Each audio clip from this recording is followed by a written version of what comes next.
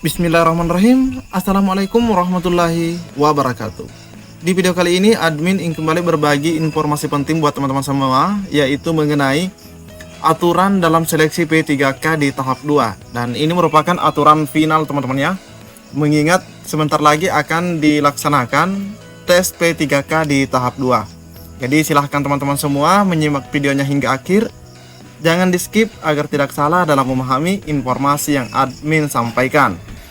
Dan buat teman-teman semua yang baru saja menemukan channel ini, silahkan tekan tombol subscribe.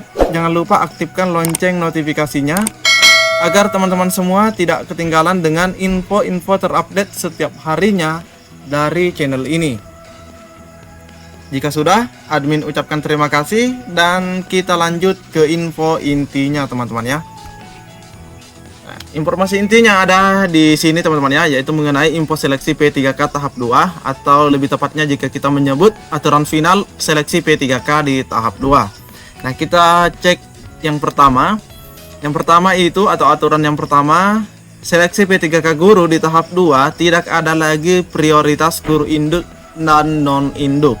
Jadi seperti itu teman-teman ya. Nah, jadi di tahap 2 nanti tidak ada lagi istilah prioritas. Jadi jika teman-teman mendengarkan informasi atau kabar bahwa masih ada istilah prioritas guru induk, itu salah teman-teman ya. Ini sebagaimana yang disampaikan oleh Prof Nunu, dan nanti juga admin akan memperlihatkan sumber daripada informasi ini. Yang selanjutnya, nah ini, peserta tahap 1 yang tidak lolos memilih kembali formasi dalam satu daerah kewenangan, atau misalnya satu daerah kabupaten begitu teman-teman ya, atau provinsi. Nah, buat teman-teman di sini yang perlu dicatat bahwa di sini hanya diinformasikan memilih kembali teman-teman ya. Memilih kembali, bukan mendaftar. Jadi itu yang perlu teman-teman juga pahami. Jadi di sini memilih kembali. Dan yang ketiga, afirmasi tetap digunakan di tahap 2. Jadi afirmasi yang sudah ditetapkan sebelumnya itu masih tetap digunakan di tahap 2, dalam artian masih berlaku teman-teman ya. Jadi afirmasi yang 10%, 15%, dan yang berserdik 100% itu masih berlaku di tahap 2. Jadi seperti itu teman-teman ya.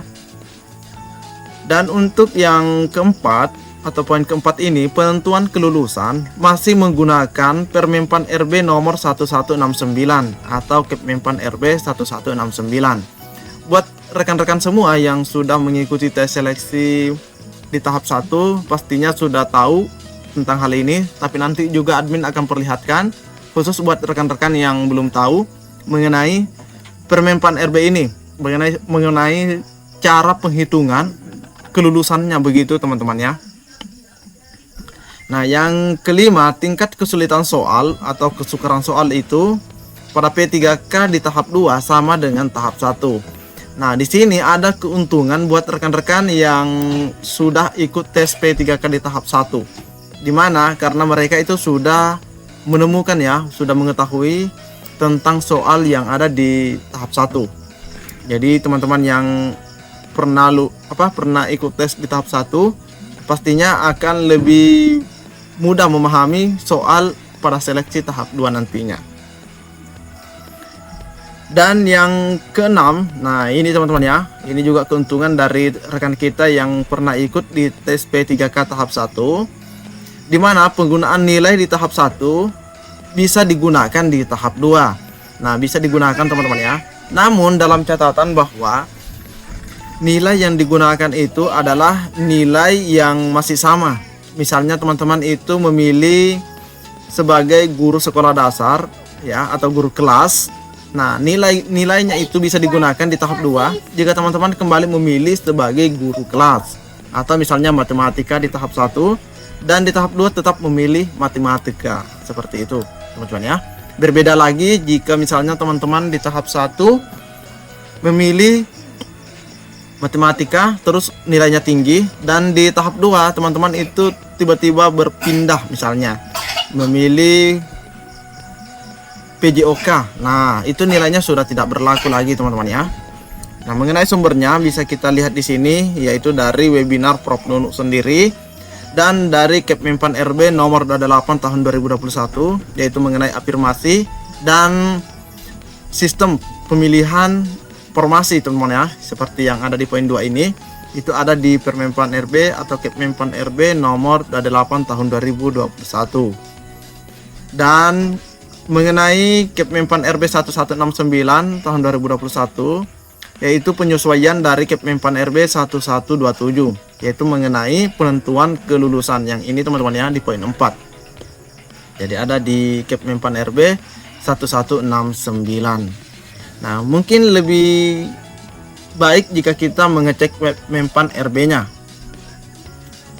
Nah, ini dia Kepmenpan RB-nya teman-teman ya, yaitu Kepmenpan RB nomor 1169 tahun 2021 tentang pengolahan hasil seleksi kompetensi 1 dan penyesuaian nilai ambang batas seleksi kompetensi pengadaan pegawai pemerintah dengan perjanjian kerja untuk jabatan fungsional guru pada instansi daerah tahun anggaran 2021.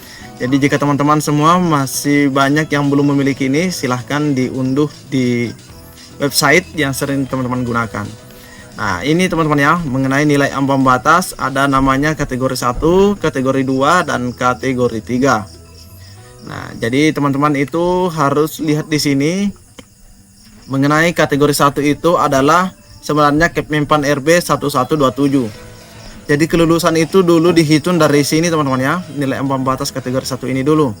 Jika masih ada sisa formasi, maka akan berpindah ke nilai ambang batas kategori 2. Namun yang jadi catatan, Kepmenpan RB yang di kategori 2 ini, 1169 kategori 2 ini, dikhususkan buat rekan-rekan yang berusia 50 tahun ke atas. Dan jika masih ada sisa formasi, dari sini teman-teman ya, dari ambang batas kategori 2 ini baru lagi dipilih nilai ambang batas kategori 3. Nah, dimana di sini yang berusia 50 tahun ke atas, 50 tahun ke bawah atau kurang dari 35 tahun juga akan di-ranking melalui kategori 3 ini.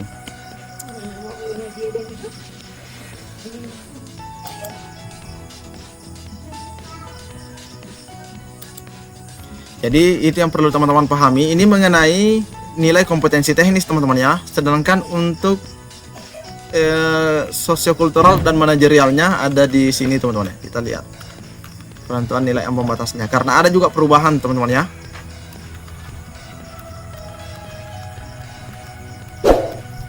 Nah, ini dia teman-teman ya. Daftar nilai ambang batas seleksi kompetensi manajerial dan sosiokultural serta wawancara.